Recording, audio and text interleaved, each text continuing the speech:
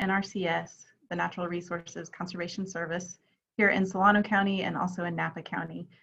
This morning, we're going to provide a presentation on nitrogen and water budgeting for fun and profit in agriculture. And this is geared towards compliance with the Irrigated Lands Regulatory Program.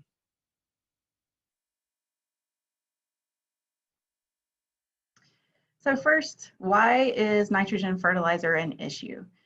Well, first, you may have heard a lot in the news recently about nitrates showing up in drinking water wells. And agriculture has been identified as a source of at least some of that nitrogen in the drinking water. Agriculture uses a lot of nitrogen fertilizer. That nitrate in the fertilizer moves through soil with the water. And then those agricultural nitrates end up in drinking water wells. And the reason why this is a problem is that nitrates in drinking water can cause a health condition called blue baby syndrome. So actually the nitrate can interfere with the ability of your blood to transport oxygen.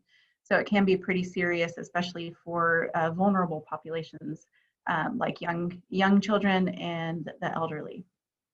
So we're trying to prevent the nitrates from ending up in those deep water aquifers where the drinking water wells can pick it up. So why does nitrate leach? So leaching is just sort of a fancy word for moving down into the water table past the root zone. And the reason why nitrate leaches so easily is because it is a negatively charged ion or an anion. It does not stick to soil, so opposite charges attract and like charges repel, right? So soil is also negatively charged, the soil particles. So those soil particles, the nitrate won't stick to them with those because both of them are negatively charged. Therefore, the nitrate moves anywhere that the water moves. And as we all know, water moves a lot through soil. Other reasons, you know, we put more nitrate on than the crop actually needs because we don't get 100% efficiency of our fertilizer applications, and we need a lot of nitrate or nitrogen to have a successful crop. So we're putting on more than the crop actually needs. And then if there's excess irrigation water, or if there's nitrate in the soil at the end of the crop season and then we get a heavy rain, that excess water will move the nitrate down past the root zone and into the water table, or move towards the water table. And then also sometimes the timing of the application doesn't match the crop demand. So we want to make sure that the nitrate is there when the plants need it, and make sure that we're not applying nitrate when plants aren't actively growing and taking up that nitrate. So what can you do as a farmer or as a manager to prevent nitrate leaching? So your goal here is to keep the nitrate in the root zone. Don't let it leach down past the root zone. So the first thing you can do is create a budget for your nitrogen and really try to dial in how much you're using. And for that, we're using the 4 R's. So here are the 4 R's, and it's a little bit of a cheat because all they did was put the word right in front of it. But first we want to choose the right material, and that mostly has to do with how you can apply, what your application method is going to be, and what crop you're growing.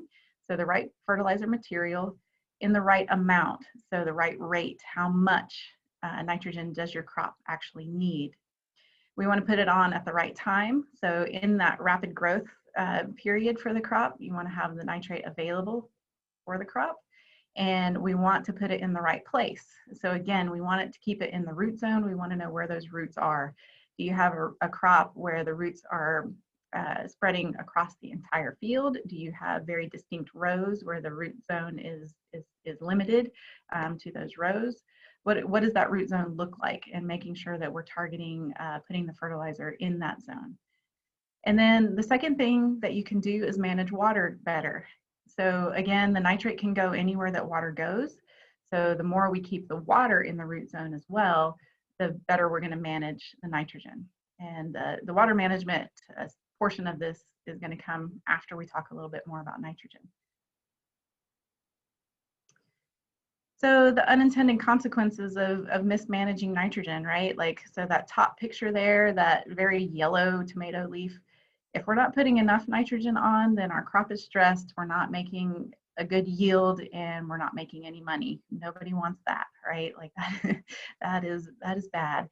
But if we're putting on too much nitrogen and then that nitrogen is lost from the field, that can have a really negative impact on the environment. So when that water gets into the surface water and then flows out into our natural water bodies, it can have an impact on the water quality, cause these algae blooms that you see there on your screen, and ultimately can kill fish and other organisms. So with the Irrigated Lands Regulatory Program, which you all have been participating with for several years now, you have been doing these nitrogen management plans, or many of you have been. The sheet that you're looking at should be familiar to you. It is the old sheet. It was used up through crop year 2019. This sheet is now changing. We have a new irrigation and nitrogen management plan worksheet. So the top portion there is about your irrigation water management, and Amy King is going to talk about that in the next section of our presentation. This is the new worksheet that you should start using for crop year 2020, so right now. And it is a requirement of the Irrigated Lands program that you have this planning worksheet on hand on your farm. So we'll go through what the what, where, when, why, how of the INMP worksheet. So what is it? The Irrigation and Nitrogen Management Plan is a planning tool. So this is for you to use to make a plan for your crop, your field, your cropping system if you have more than one field. Why? Because we're hoping that this will help you to manage water and nitrogen better on your operation. So again, our goal is to provide adequate nitrogen for the crop and to prevent the loss of excess nitrogen. When do you do it? Okay, so the planned portion you do in the spring, before planting or at planting. So you're making a plan for the season, what you think you're going to do. And then at the end of the season, if you had to make any adjustments to that plan, you record your actuals. Okay, so what you actually ended up applying. So maybe you didn't get a good nut set on your orchard and you ended up applying less nitrogen than you had intended. Or perhaps there was, some other mishap which caused you to change your plan. Okay, so at the end of the season, you'll actually put what you did in that second column. Where? So again, this worksheet is a plan for you to use. It stays on the farm. This does not get returned to your Water Quality Coalition. Okay, so this is a planning tool for you. It's important though that you have it because the information that you put here, some of this information does get transferred to the coalition at the end of the year. So the next steps are, after the season is finished, you do need to report to the coalition after harvest. So you'll take those actual numbers that you applied, and you will transfer them over to the summary report. Okay, so this is a paper version of the summary report. Most of the coalitions will have an electronic version of this so that you'll just enter it into a form online. Okay, but these are forms for you to use for your data collection and data records. So again, when you have those summary numbers, you're going to transfer those numbers to the coalition. You can either use an online database, or if your coalition does not have an online database, you will send them this paper copy. Okay, these are due after the crop season. The actual due dates will vary season to season, so make sure that you're in touch with your coalition and understand when those due dates are coming up. All right, so getting back to making our plan. So the first thing you want to do is understand how much nitrogen your crop needs. So to start doing that, we want to talk about the yield information. So first, what is the production unit? So for whatever crop you're growing, that unit is going to be different. And then what is the yield that you expect from the crop, from that field? Okay, so you might have been growing walnuts for several years and you really understand what the normal range of yield is for that field. So that's what you would put here in the expected column. And again, we're going to, oh, there we go. There's the production unit, all right? So tons per acre or pounds, whatever it is. Your plan, what do you expect to yield off of that field? And then again, at the end of the year, what was the actual yield, okay? Then we fill in this, what are practices do you typically use that will help with your nitrogen efficiency, okay? Those four R's that we talked about. So the right rate, knowing how much to put on. So you might be doing soil testing and tissue testing to understand how much nitrogen is in your soil, what the crop's response to that is through the tissue testing, and then also irrigation water testing. So that's going to become important for the coalitions because that does become part of your nitrogen budget. So understanding how much nitrogen, if any, is in your irrigation water can be a really important part of your budget. The right source, what material you use, that's really up to you. The efficacy of nitrogen really doesn't change that much between fertilizer materials. It's really about, you know, what's convenient and what's available to you. But then putting on the material in the right place. Are you doing foliar applications? Are you using fertigation? Are you making sure that that nitrogen is going or staying within the root zone? And then also the right timing, doing split fertilizer applications so that you're not putting all of your nitrogen on at once. You're sort of metering it out through the season so that the crop can pick it up as it's moving through its growth stages. And then there are other practices that you can use to reduce runoff and leaching. Cover crops are great for reducing runoff in the winter. And also can be useful for helping to pick up excess nitrogen at the end of the season. All right, so making your plan. Again, we're using that first column, the recommended or planned column on your worksheet.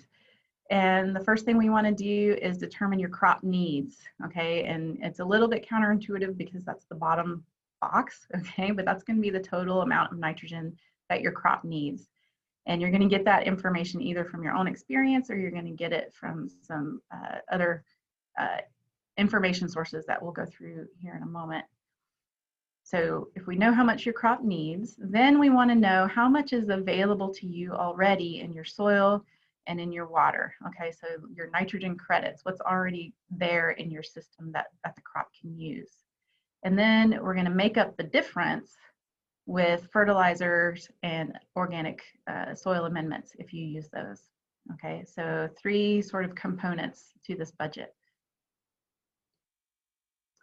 First, the nitrogen requirement of the crop, the total nitrogen that's needed to make the crop. So not just what's in the yield portion or the harvested portion of the crop, but also what's in the stalks and in the tree and in the leaves and all of those good things.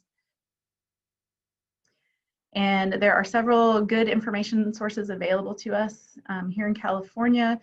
The UC Davis and the California Department of Food and Agriculture have worked together to put together some fertilization guidelines. They're available on this website, which has a very clunky URL, but if you search for it, you can also find it. This information is also available as a paper brochure.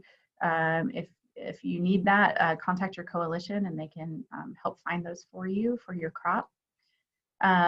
Just an example of what that website looks like. There's a large variety of crops available here. I couldn't fit them all on one screen, but there's lots of field crops with guidelines available, as well as permanent crops, tree crops. Okay, so they've really made this a very robust information source in the last few years. UC Agriculture and Natural Resources also has a lot of information on nutrient management by crop.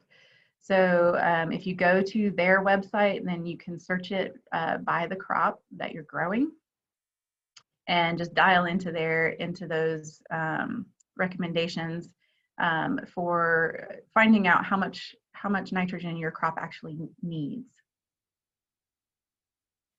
All right, moving on to the nitrogen credits portion. Testing your soil, testing your water, and then also any organic amendments. That's the best way to really understand what's available to you already sort of built into that natural system. You want soil test results that are recent, that show the nitrogen. And by recent, I mean matter of weeks. Because the nitrate test, because nitrate fluctuates so much in soil, the nitrate numbers will not be valid after a heavy rain or after an irrigation event. So having really current numbers on the soil test is important. You can also use a quick test to get a number in the field without having to do a lab test. Also want to know how much is coming in, how much nitrogen is coming in with your irrigation water. So if you're on a well, that well might have nitrates in it. And then, you know, with the amount of water that you put on, you could be adding a fairly significant amount of nitrogen just through your irrigation water. Usually those test results come back in parts per million or ppm. And then you're going to need to convert that to sort of match up with your fertilizer units, convert that over to pounds per acre. And we'll show you how to do that a little bit later in the presentation. And of course, test results are best. Estimating is, I don't know, it's a little tricky. So it's best really to have test results for this. So soil available in the root zone. So here's a little rule of thumb calculation that you can use. Again, for soil nitrate content, you only want to use current soil test results, and you can use a pre-plant quick test. Those are pretty easy. You can contact the coalition or contact us at NRCS. We can give you some guidelines on how to do those quick tests. All it requires is a little test strip and usually water and a container to shake up some soil and water together. But we can get you some guidelines on how to do those. If you have test results that are reported in parts per million nitrate, sometimes they are reported in parts per million nitrate, sometimes they are reported as nitrate nitrogen. Okay, so that can be a little confusing. These are the conversion. Okay, so if you want to convert nitrate over to nitrate nitrogen, so basically taking that extra atomic weight off of for the oxygens there, you would multiply the nitrate number by 0.2259, okay? And that'll give you the nitrogen number. If you have soil nitrate nitrogen reported in parts per million, if you multiply that number by 4, you get a rough estimation of your pounds per acre, okay? And that's for a 12-inch soil sample. So that's taking a slice of topsoil 12 inches deep and spreading it over an acre, and then doing all the conversions with the weight of the soil and the parts per million of the nitrate nitrogen. Okay, so these are our rule of thumb, quick and dirty calculations that you can use to get those estimates. A little side note on soil sampling: if you're doing the sampling yourself, consider the soil types in your field. Some fields have very distinct zones of different soils, and those are going to probably need to be managed a little bit differently, or at least understand what the differences are between those different soil types. Also, if there's a management history difference between portions of the field, that's important to understand as well. The size of your unit: if you have a larger field, you're going to want more samples than if you have a smaller field. And then the depth of your active root zone, because you really want to know how much nitrogen is in that active root zone. You don't really care how much nitrogen is below your active root zone for your crop growth. You might care for leaching, but consider that in your soil sampling plan. And then your field configuration and your planting and tillage patterns. So if you are, if you're in a tomato field that's on GPS, on drip, and those rows are not changing from year to year, right? You really want to know what's in that root zone rather than what's in the furrow zone, because you really want to concentrate on keeping things in that root zone. So then you're going to collect a bunch of smaller samples and mix them together in that zone that you've identified as fairly uniform. Collect and mix those subsamples together to represent that area or that field, and then send that mixed sample to the lab for analysis. Your sampling plan should be site-specific. If you need some help making those plans, again, NRCS or the coalition would be glad to help you develop a soil sampling plan.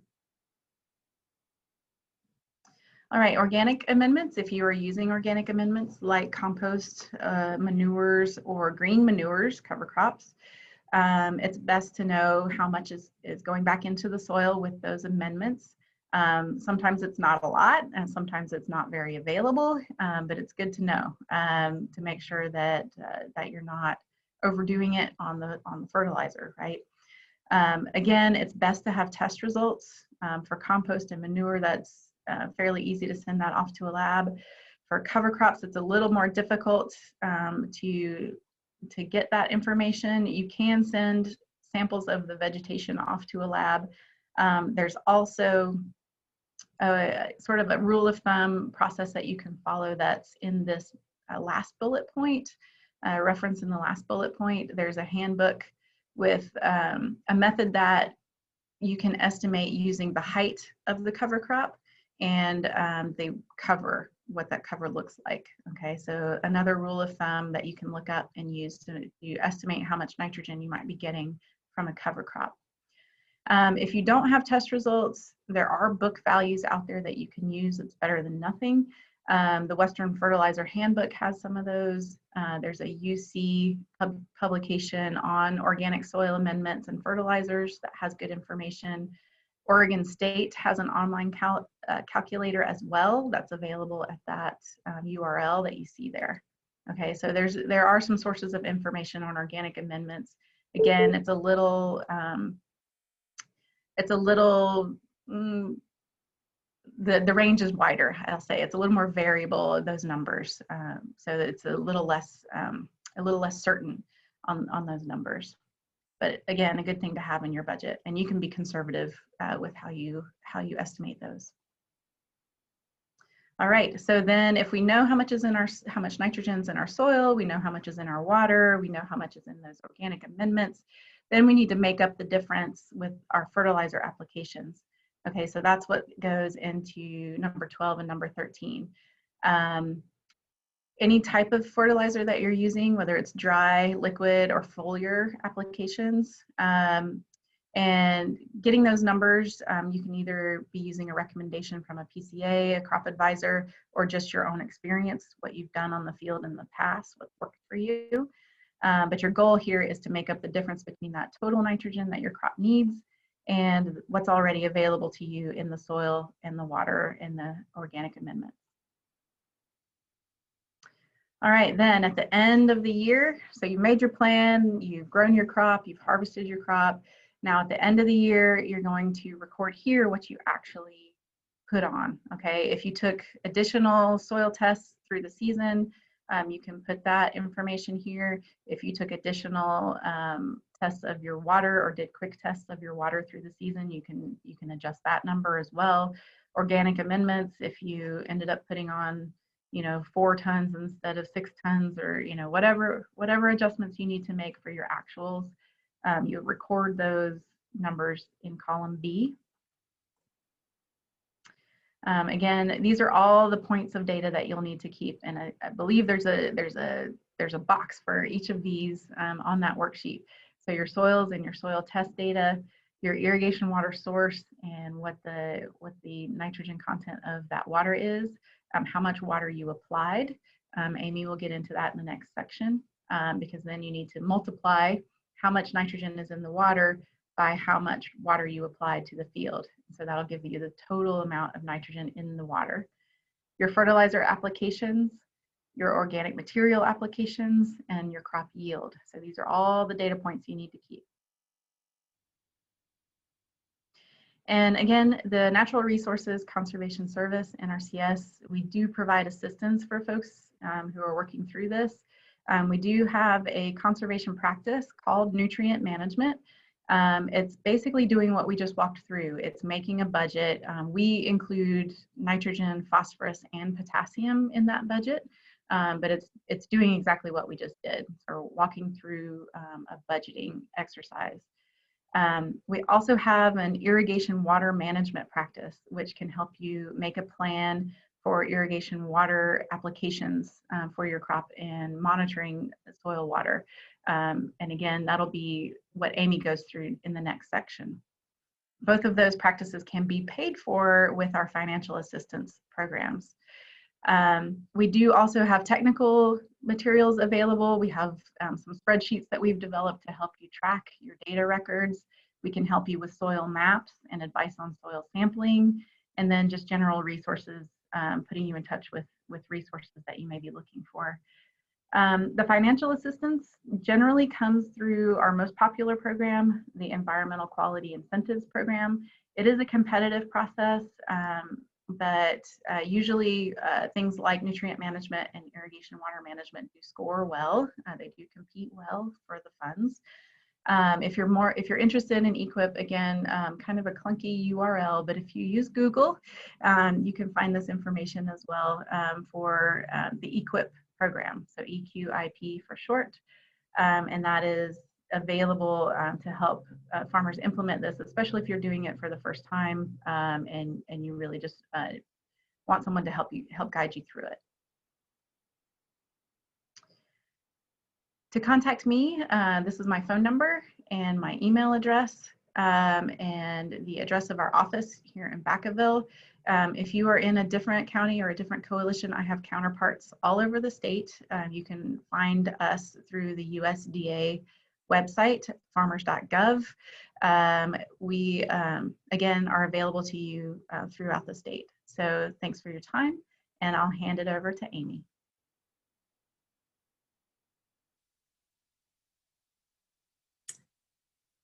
Hi, my name's Amy King. I'm with the Solano Resource Conservation District, and I'll be addressing some of the issues that Wendy brought up directly related to irrigation water management and nitrogen. So back to your worksheet, the irrigation section is up on top there and has a couple of questions, and this is all part of your pre-season planning that you do in the spring before the crop year really gets going. So the first box they want you to check off is your irrigation method, and so you really just need to choose one primary method unless you happen to have a field that has a secondary method. So you only check a secondary one if it's applicable to your situation. Crop evapotranspiration. So this is one that you can, for the most part, get online, and there's a variety of places where you can get it. Sac Valley Orchards actually has a great online system and doesn't have to just apply to orchards. If you are a part of a coalition that has a database, when you're filling this form out, there will be a link provided for the ET calculations by crop type. And you, of course, can revise the data as needed if you have information beyond what would just be kind of the standard reporting for your crop. So, and why we're so interested in evapotranspiration is because it is about the best proxy we have for total water loss from a system. So it's the sum of both evaporation from the soil surface and transpiration from the leaf surface of your plants. And why it's so important in agriculture is because knowing ET, which varies basically wildly with weather, heat and wind and the things that suck moisture out of our system, we know the ET kind of on a day-to-day or week-by-week basis. It can help prevent crop stress and water loss through the leaves.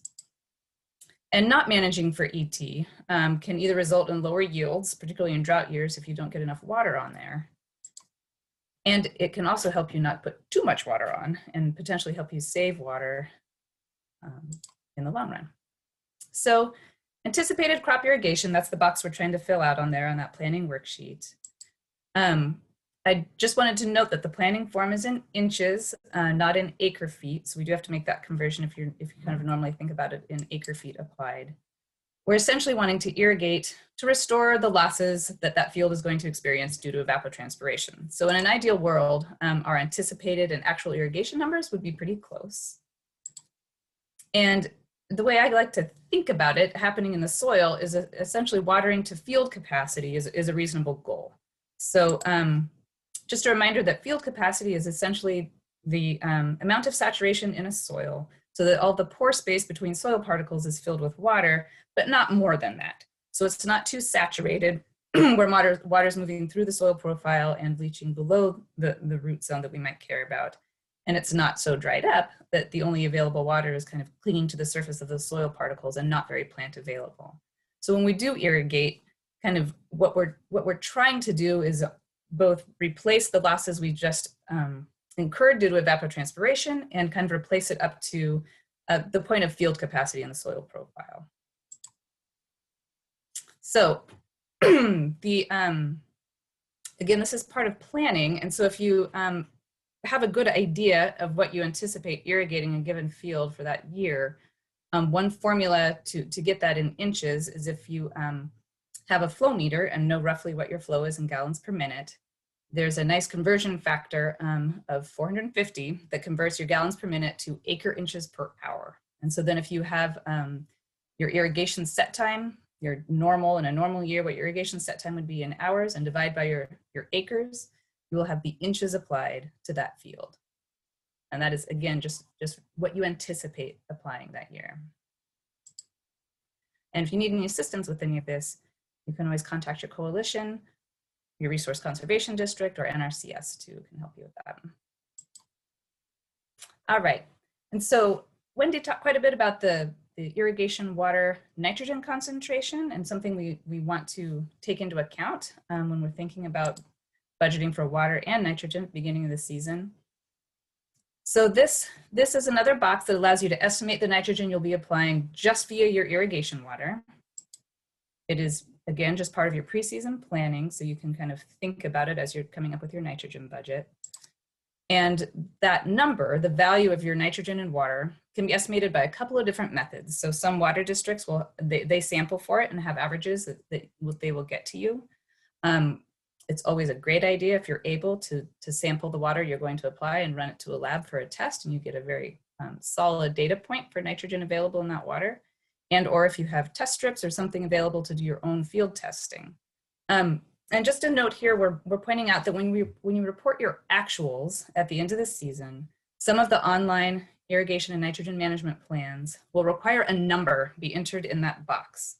So if you don't have a number, if you didn't get a sample to a lab, or you don't have information from your water district, you are going to have to enter 0 to move on in the reporting process. So go ahead and enter the 0 because some of those forms will require that, but just please indicate in the notes then that what you're reporting is basically a lack of data, not necessarily that you tested and got a 0 concentration. Let's see, and so here's an example of sampling. So best practice is always, if you can, to get water samples to a lab for testing. It's not very expensive, and they do turn them around pretty quickly. But some other methods that are available, test strips. Cheap, easy, really easy to use, and I always think they're a great way to just indicate if lab testing is even warranted. If you use a test strip and it shows absolutely no nitrates, probably you're very on the low side and don't need to worry about it too much. On the other hand, if it shows quite a lot, that's when you really would want to get a more precise number probably from the lab to see what's in there, and potentially you can reduce how much fertilizer you apply. There are a number of field instruments that can take direct measurements in water. They're usually pretty pricey and kind of fancy, but some mobile irrigation labs or cooperative extension agents, that kind of thing, they might be able to assist you with that. And the measurements you get, as Wendy mentioned, are usually in ppm, usually as nitrate nitrogen. Some labs will report it as milligrams per liter. That is synonymous with parts per million. And just kind of the number we all have in the back of our head is that 10 ppm nitrate nitrogen. That's the drinking water limit. And so even though we know we're not drinking our irrigation water, that's kind of the number that's in the back of everyone's mind that we want to make sure we don't exceed in anything that gets into a drinking water source. All right, and so that planning worksheet would like you to also, similar to the nitrogen sheet, note which irrigation efficiency practices you're using on a field. And so there's quite a few kind of fancy things, moisture probes, soil moisture neutron probes, or pressure bombs. Those are very kind of fancy ways of monitoring soil moisture. And I did just want to point out that it is a useful and totally legitimate irrigation efficiency practice to just be able to actually water exactly when you want to and when you need it, and when you think the crop needs it. And sometimes, isn't always possible. So if you're lucky enough to have very close control over when your irrigation events happen, that is also a useful box to check. So that completes the irrigation portion of that planning doc. Not too many questions involving irrigation. So we'll just go through some of the things to keep in mind when we're working with both irrigation water and nitrogen, since they are so closely coupled. So irrigation water management in general is really just using very field-specific data to make irrigation decisions. And so our goals are always, of course, to provide adequate water for the crop. That helps us optimize production and potentially reduces costs in water and the energy to move that water around. And we, of course, want to eliminate excess watering. So we want to prevent erosion and excess runoff that moves sediment out into surface water systems. We'd like to prevent excess deep percolation, which can move nutrients like nitrate down into groundwater systems. And of course, for a variety of reasons, we'd love to have uniform distribution of all that water on our field. So just a little bit of terminology again. So irrigation water management is applying water according to crop needs in an amount that can be stored in the plant root zone of the soil. That is always the goal, is to keep it right where the roots want it. The available water capacity in the system is the portion of water in a soil that can be readily absorbed by the roots of most crops. That's the water we're really worried about getting into our crops. And a soil moisture deficit, or depletion, is the amount of water required to raise the soil water content of the crop root zone to field capacity. That was indicated a couple of slides ago, that notion that all the pore space between soils is filled with water, but not beyond that. It's not saturated beyond that. And that when the crop has taken up all of the water in that zone, that's kind of the soil moisture deficit we're working with. All right, so really, like all of these things, I think it comes down to just the three things to keep in mind when we're talking about irrigation water management and nitrogen. Come down to just how much, when to put it on, and how uniformly is it applied.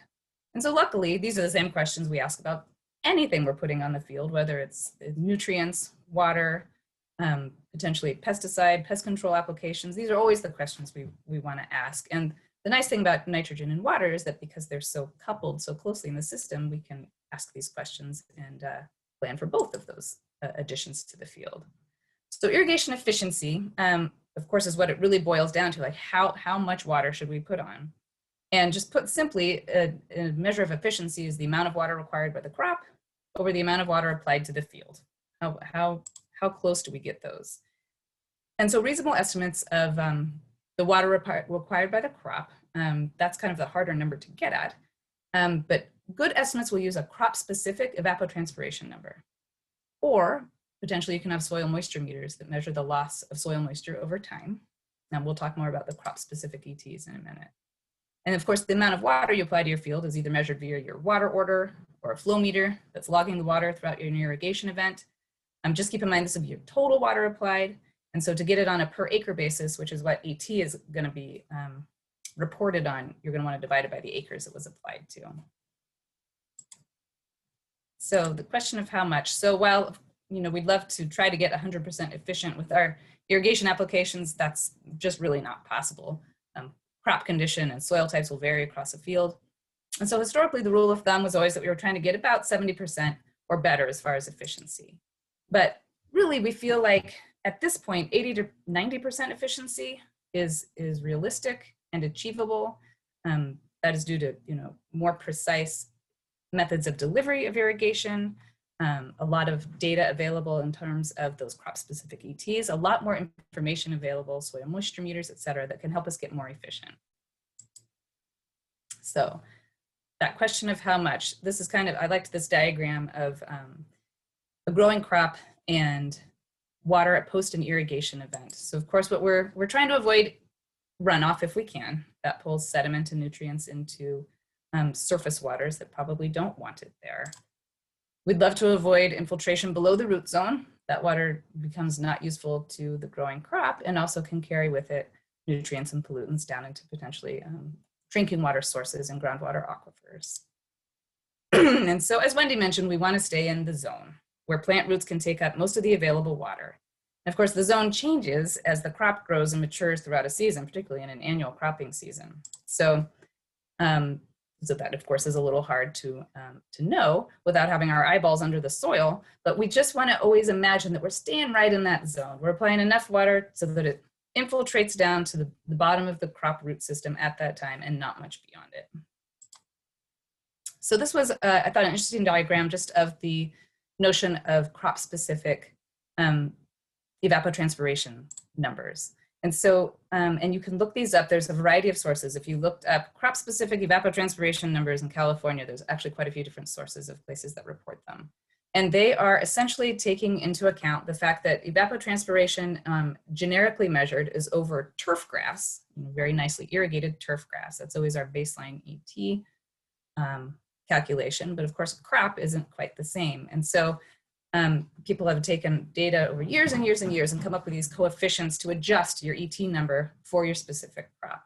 And you can see on here that, of course, in May or June, your crop isn't taking up nearly as much or losing nearly as much water as, say, an actively growing turf system. And then as the season progresses, take up a whole bunch of water and the weather gets hot, et cetera, and then it kind of dips down closer to harvest. So the question of when, I kind of like to think of it, there's all kinds of things going on in the system, and what do we know and what are we really not able to know? So I just wanted to remind everybody the stuff that we can know is evaporation and transpiration. We got a pretty good idea of that because various weather stations around are measuring it for us every day.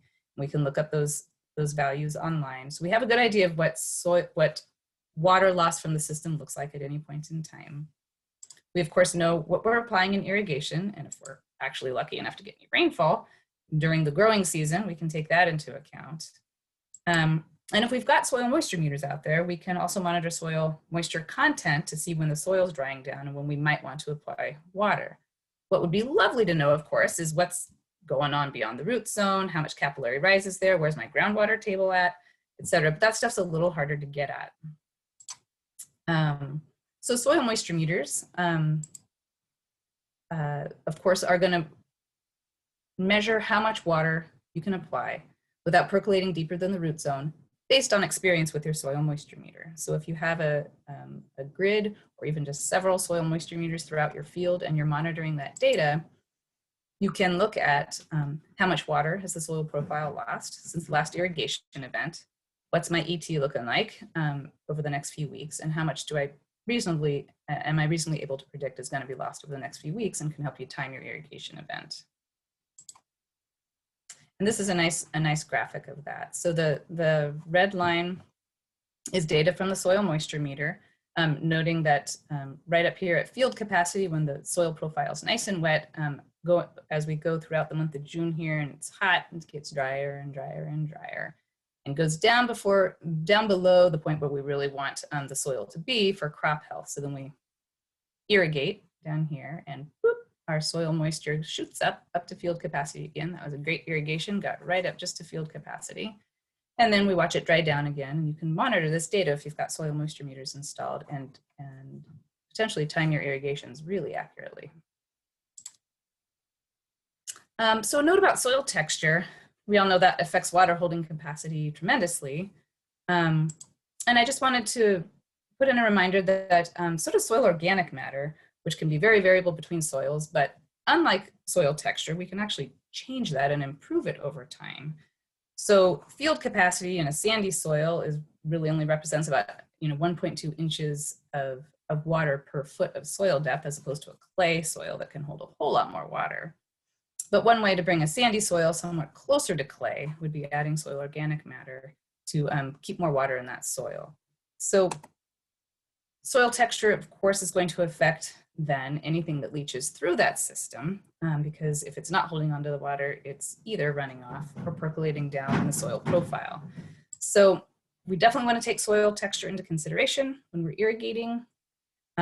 Those sandier soils are certainly going to require more careful, I would think, irrigation timing and amounts, because they're so prone to just losing water.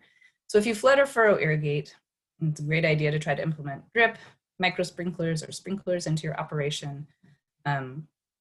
Something that can give you a little bit more precision on that field. And NRCS has great programs to both help you plan for this stuff and potentially implement it as well. So similar to what Wendy pointed out about the impacts of inefficient irrigation management, if we're not real careful with it, of course, we're wasting water, which is a bummer. We can cause crop stress, both from excess or insufficient water. And anytime we're doing that, we're potentially affecting yield and profit.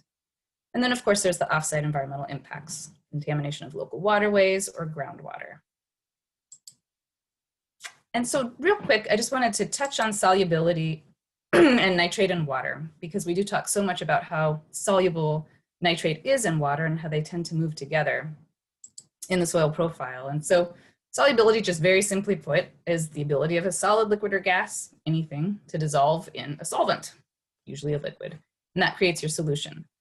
So how soluble something is in, say, water is affected by lots of things, temperature, pressure, and concentration, but it's also, as Wendy pointed out, profoundly affected by chemical structure, and particularly the electrical charge of molecules in solution. So water has these areas of positive and negative charge. That's your 2 H's and your O. And nitrate has the same thing. It has areas of positive and negative charge. And as Wendy mentioned, those opposite charges attract. And so the molecules tend to stick together very closely and move through the soil profile together. And that's just kind of a visual of what water and nitrate are doing together in an irrigation system. And so just for kicks, I wanted to look up, I had never done this before, but look up how soluble other things are compared to fertilizer and nitrates in water. And it was really interesting. So we've got some common household ingredients that we've all dissolved in water before, things like table sugar, highly soluble, but followed very closely by some of the more common fertilizers. So ammonium nitrate, calcium nitrate, very soluble in water, followed by Epsom salts, and then we're back to fertilizers, urea, ammonium sulfate, magnesium nitrate, and then way down there, we get to stuff like table salt and baking soda, which I think of as pretty darn soluble in water, but they don't hold a candle to the nitrates and fertilizers as far as their solubility in water. Okay, so the kind of that third point of how much and when, and then how uniformly is it applied on the field is kind of the other big management question with water. So irrigation uniformity is a measure of how evenly water is applied to a field. It is commonly referred to as distribution uniformity and usually expressed as a percentage. And I stole this, these calculation, the summary of calculations from Cooperative Extension. I thought it was just really well put. But one way to measure distribution uniformity, and this is something else that a mobile irrigation lab or possibly your resource conservation district or NRCS can help you do, is set up catch cans. That's a picture of a little catch can there. It's basically anything where it's relatively easy to measure a volume. You can set up a grid of catch cans across your field, and this works, really just for sprinklers or micro sprinklers. Do an irrigation run and then measure the volumes in those catch cans, and you divide your volumes into 4 sets. You've got the lowest quartile, your lowest fourth of samples, and then all of them. And you divide that lowest quartile by your total average volume collected. And this does actually spell that out pretty well if you have further questions about it. But some examples of data you can get are, so on the right side there, we've got irrigation amounts that varied from 0.7 inches applied in that single irrigation event to 1.42 inches applied in that irrigation event. Well, that's quite a lot of variability. And this graphic doesn't necessarily indicate that this was the distribution across the field, although it could have been, but it's more just having divided those catch can data points into fourths and taking kind of the lowest fourth, and then it was divided by the average of all of them and came up with a distribution uniformity of 70%. Not fantastic. Where we'd love to be is a little closer to the figure on the left, where they had a distribution uniformity of more like 90%. And the averages of those catch can samples range from 0.9 inches to 1.12 inches in a single irrigation event. Pretty similar. There's some of the references used for all of this material. And you're always welcome to contact us at the Resource Conservation District or the Coalition if you have any further questions about any of this stuff. And we'd like to thank you all for tuning in on behalf of the Dixon Resource Conservation District, Solano Resource Conservation District, and the Natural Resources Conservation Service. And that is a mouthful. Thanks so much.